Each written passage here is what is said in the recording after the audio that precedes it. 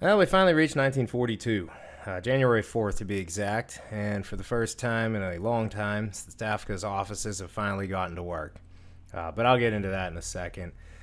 Just to look at the front lines from what I was facing as the turn ended last time, the combat here is minimal. He decided to strike out of the Tambov area. My forces were successful. They were able to hold their ground. I'm not sure because I did forget to look into whether or not it was a hasty attack or not. Just from the numbers, it is Vatutin again. So that would be the 43rd Army. 500 casualties on his side I will take. But if I had to guess, I would assume this was a hasty attack on his side.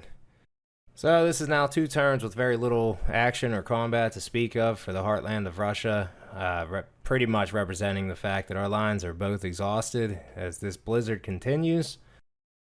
And now I have no choice but to head to the south. Along the northern shores of the Black Sea, we're finally starting to get some cargo ships coming in with supplies. The numbers I'm getting are 3,000s. I'm assuming that's in tons. Unfortunately, what I'm not getting here is manpower. My opponent decides to take advantage of this by hitting both of my flanks. The western side of it is where he actually conquers a city.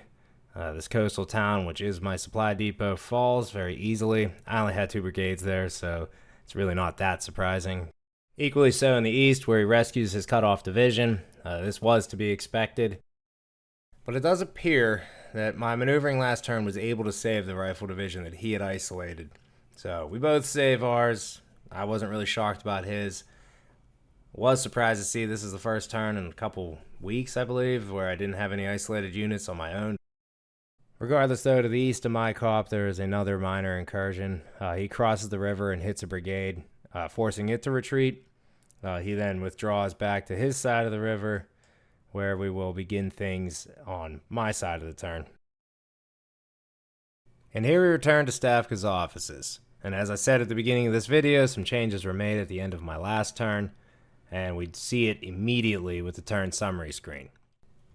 So besides the 31,000 losses, which I'm very happy to see, I'm even happier to see 120,000 men reaching the map, 103,000 leaving the theater boxes.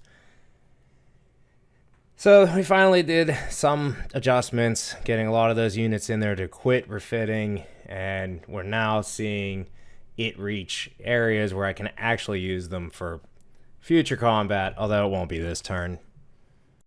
So another way to view this data is to go to your logistics phase report screen. Here in the freight tab, this is from last turn. Clearly staring down all my armies in the 5th column there. This is the replacement men received. You get 0. Switching over to the current turn, you got numbers up and down these columns. So this is just the minor adjustments. This was a mistake I made by turning all my armies onto refit in the theater box. I am willing to live with that.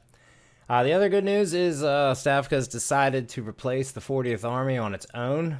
And as I take a look and dig into who they give me, this is a much better general than what I had. So anytime I get a free transition of power, I will take it, especially when it benefits me like this. With this information and the lack of combat on this turn, I decide this is the perfect point in time to replace the Southwest Front leader.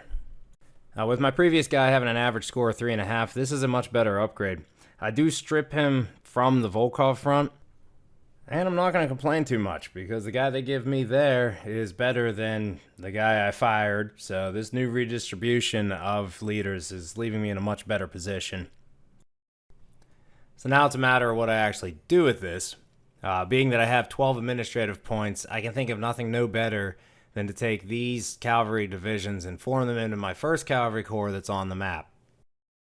And it will not be long before they see combat. So the only area on the map where I have an edge is with the 57th Army. I've been moving for a week now, south from Rostov. They're going to hit his flank and try to turn it. And this is where I will involve the Cavalry Corps. That, along with the 224th Rifle Division, will strike at one. He seemed to have segmented all of his infantry divisions, so they're all weak. I don't know what he's going to do, put them back together, I'm not sure. But either way, we are able to push him back and force him to retreat. Even with this limited success, I'm still a little worried with my flank. I don't know what he has out there. Those blizzards are keeping me from flying anything reconnaissance-wise in this area. So I'm going to move some cavalry divisions as a blocking screening front. This will allow me to risk my guards rifle division. Looking at the bird's eye perspective, there's an advantage here I can press if I can continue to get enough supplies and maintain the strength here with this new arriving army. And it's going to hinge on the 10th Guards Division. So I do find success here. It's not the strongest of competition yet. If he starts pulling out the 6 unit, the 4 unit from the south there, things could get interesting here. I don't think we have the supplies to really maintain a long-lasting combat, but time will tell as we get into January and February proper. So it has been a little bit short of a turn. There wasn't much combat beyond the 57th Army on my side. The only air campaign I did was I bombed a runway that he was using to bring supplies near Rezhev. It looks like I did about 50% damage there. I didn't really feel the need to show it because he has 200 airplanes on the map total right now. But this is the captured ending image that I was able to get. Unfortunately, when I did my entire segmented video where I do capture all my ending images, I forgot to hit record, so I did not get the image for the south. So I did try to give you a little bit more of a view there, and it does help that this was where everything seemed to happen on my side of the turn. But I am ecstatic that I was able to get the leader switched out. I do have 3 cavalry corps coming to the south now officially. I did give them an extra turn to kind of bring in and get up to combat prep. And I got some new leaders, and I got more rifle divisions coming to the map. My theater boxes are in good shape. His are not. I did forget to say that earlier. He has lost, according to what my reconnaissance, I guess, the little event tab at the beginning of your turn is telling me that he's lost 2 VP and 2 administrative points. Not really quite sure why he's neglected that. But that's pretty much the important overview of my turn. I'm going to send it off to my opponent and anxiously await getting it back for what will be the 11th, I believe, of January.